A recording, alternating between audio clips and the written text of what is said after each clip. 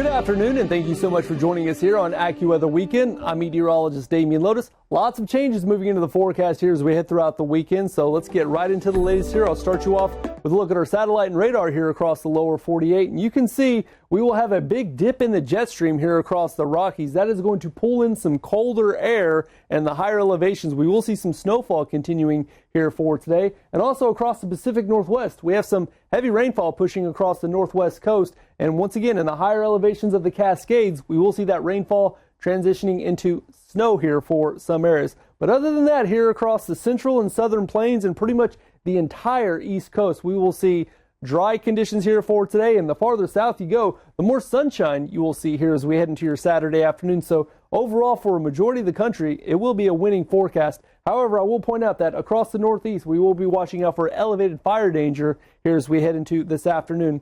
So the setup for this weekend is overall primarily tracking that dip in the jet stream that's pulling in that colder air that will kick off that chance of snow across the higher elevations. Other than that, this ridge in the jet stream is going to bring some mild and dry weather continuing here across the central and eastern U.S. That is also going to kick off a threat of severe weather here across the country here, primarily Sunday into Monday. This is going to be across central Oklahoma and central Texas, even extending into western portions of Texas. Any thunderstorms that form in or move in to this updated AccuWeather storm zone will be capable of producing small hail, strong winds, heavy downpours of rain, and even a low tornado threat here, primarily Sunday afternoon. We're going to be watching this very carefully. Lots of lightning as well, so there could be some power outage potential from Guthrie, Oklahoma City, Elk City, down through parts of Lawton, Pauls Valley, Norman, even portions of Texas, including Wichita Falls, Dallas, Waco, Austin, Del Rio, San Angelo, even Abilene, Big Spring, Midland, and Odessa.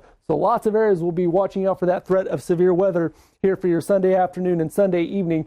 Flooding rainfall will be an extended threat here as we head into early parts of next week. Some portions of Oklahoma have already seen, in some cases, the wettest start ever to the month of November. And with our AccuWeather local storm max of 6 inches of additional rainfall, that trend is going to continue. So we will be watching out for flooding potential across the I-35 corridor as we head throughout the next 24 to 48 hours. And then as we head into Monday morning, the threat of severe weather will shift to the east of the I-35 corridor. So Tulsa, Oklahoma City, McAllister, Idabel, Sherman, Denison, Tyler, down through College Station, even portions of Dallas, the Dallas Metro. We'll see a risk of severe weather there Monday morning into Monday afternoon. And then strong winds will persist here primarily. You look at the southern plains especially. This is where we're going to see the strongest winds in that darker shade there of purple. Our AccuWeather local storm max for total wind gust up to 80 miles an hour. So very strong winds here across this region. Also tracking that heavy snowfall. Here's a look at the snowfall totals as we head into next week across the Cascades. Some areas can see anywhere between 8 to 30 inches of total snowfall there across the Cascades. We're also going to see some pretty impressive snowfall totals across the Rockies as well. And then as we head into Tuesday and Wednesday, we'll see our first real good chance of snowfall across the northern plains for parts of the Dakotas and parts of Minnesota. So heads up, the first snowfall always causes some travel disruptions, and that's exactly what it looks like we will see.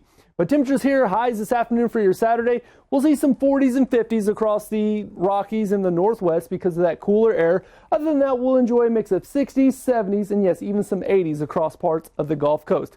But our top story is the threat of flooding for Central America this weekend as Tropical Storm Sarah continues on its path. Now, Sarah formed on Thursday and has slowly moved through Honduras here for today. Plus, the second big story is going to be the threat of fire continues in the Northeast. And the latest update on the Jennings fire, officials say it is 90% contained, but this fire is burning on the New Jersey-New York border that has unfortunately already claimed the life of an 18-year-old forest ranger. So before we talk about the fire danger in the Northeast, let's give you an update here on Sarah. It's tropical storm, sustained winds at 45 miles an hour just off the north coast there of Honduras. It's going to be bringing some heavy rainfall. The updated AccuWeather exclusive iPath has it taking a northward track early next week and then making its way towards the Gulf Coast late Wednesday, early Thursday. That's when it looks like we're going to see the highest impacts here from Sarah as we head throughout next week. Some heavy rainfall will be possible. Here's the overall look at the tropical rain and wind impact risk map here across the southeast U.S. And the highest potential for risk will be across the Gulf Coast, also the Georgia and South Carolina coast right there, but primarily it's going to be the Florida Panhandle and northern portions of the Florida Peninsula between November 19th, 20th, and 21st, where we see the highest impacts there from Sarah. So here's the overall impacts for Central America, especially Honduras. It's going to be elevated to a 4. Across Mexico, it'll be a 1. And it looks like it'll be less than a 1 here for the United States. But we could still see some damaging winds, some heavy rainfall, and there could be some rough seas and rip currents here as we head throughout the next couple of days. So we will be watching that. Our next story brings us to the Northeast, tracking dry and windy conditions. And unfortunately, when you get that combination of those two things, this is the result. The primary culprit, though, is going to be this dried out vegetation. Over the spring, over the summer, we had enough rainfall to help that vegetation grow. But over the past couple of weeks, it's been so dry that vegetation itself has dried out. So as you see there on the right-hand side of your screen, lots of brush fires, lots of wildfires here across this region. And this dried out vegetation provides the perfect tinder for those brush fires and for those wildfires. Radar over the past couple of hours, once again, mostly dry, and it'll stay dry here across the Northeast as we head into this afternoon. Here's future rainfall throughout the entire weekend, and yeah, take a look at this. Maybe some showers there off to the west late Sunday, early Monday across upstate New York. Even some light showers from Illinois to Indiana, Indianapolis, Columbus. But overall, it looks like it is going to stay dry here, continuing across this region. Wind speeds right now are still picking up. We got about winds gusting about, these are sustained winds, about 10, 20 miles an hour, with winds gusting. These are the winds gusting up to about 30 miles an hour for some areas. So the winds are already starting to pick up here as we head into your Saturday afternoon. And that will be the theme because high pressure will dominate the forecast. So it is going to stay dry and windy with elevated fire danger for this afternoon. Let's go and check in right now with Melissa and Anna with a look at the Big 3. Damien, it is time for the Big 3, where we focus on some of the other stories that are going on across the nation today.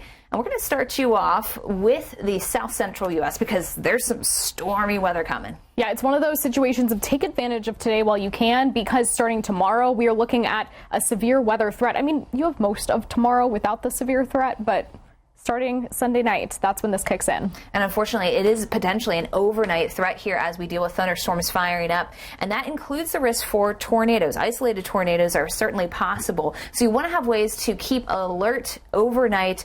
You can use the AccuWeather app to do that with any of these warnings that'll come through. And just to let you know, it doesn't stop just Monday morning. No, when we look ahead to Monday afternoon, it's a little bit of a smaller risk area, but similar threats, flash flooding, hail, and isolated tornadoes, all possible. And even if you don't get the stormy weather, the severe storms, there is going to be a lot of wind associated by this whole system trying to push out of the Rockies into the plains. So that means that you will have some of those strong wind gusts that can take decorations and blow them all around, or anything that you might have outside also can impact travel. Yeah, I mean, it's a pretty large portion of the country that is facing the risk of 40 to 50 mile per hour wind gusts. Everyone in light purple here, so all the way from Texas up to Minnesota. And when we follow this storm through the plains, have to keep in mind it's even more than that. It'll impact the north central tier of the nation. But until then, a very quiet time. Taking a look at the 3 days here that come. Saturday, still nice. Sioux Falls, 62. We fall off a little bit Sunday into Monday. But overall, I think a decent time in the northern tier. Like we mentioned, though, that storm system is coming. Yes, and it'll bring a lot of rain, damaging wind gusts. Definitely take advantage of the nice weather while it is here, because we could see isolated flooding as well in many areas that already saw flooding not that long ago. Yeah, we had a lot of heavy rain in parts of Kansas, or in parts of Oklahoma already this season. So as we stretch that rain even into Kansas and Iowa, just be careful because there's been flooding across Missouri too. So those challenges still exist. Yeah, moving now to the southeast, another situation of take advantage of the nice weather while you can. Yeah, it's really just a wonderful setup here as we go through Saturday, Sunday, and honestly the list continues beyond that because that storm system off towards the west kind of takes its time to work east. Yes, this is a little bit slow moving, especially for those in the southeast. So, I mean, temperature wise, especially not bad for November. Yeah, we could be a lot warmer in Tampa, Florida. Lower 80s, really pretty nice. And I love Hotlanta in the lower 70s. That just looks just about where we would probably ideally set the thermostat. And I know Florida, I mean, we've talked about before, they just cannot seem to get out of the 80s. Tampa down to 81, 82 for the weekend. So overall, not too bad. Yeah, looking like a good finish to the weekend here. And that's the Big 3. Damien, back to you. All right, thank you so much. Looking at your travel forecast here, this time of year we normally like to see less than 100 flight cancellations, but as you look at your AccuWeather flight cancellation forecast map, yes, today and tomorrow, Saturday, Sunday, will be below average. After that, whenever the severe weather hits and whenever the chance of snowfall increases, so will the flight cancellations here across the U.S. We're going to see some pretty significant possible delays and cancellations possible as we head throughout early parts of next week. But as of right now, currently across the lower 48, everything is good for the most part. A few delays and slowdowns in Miami, but other than that, we're going to be mostly clear across the major airports. As we head into this afternoon, if there are any major delays, it'll be across the Pacific Northwest with that chance of rain and snowfall, so expect some minor delays across the Seattle Metro and the Northwest. Stay right here with AccuWeather Weekend. We'll be right back.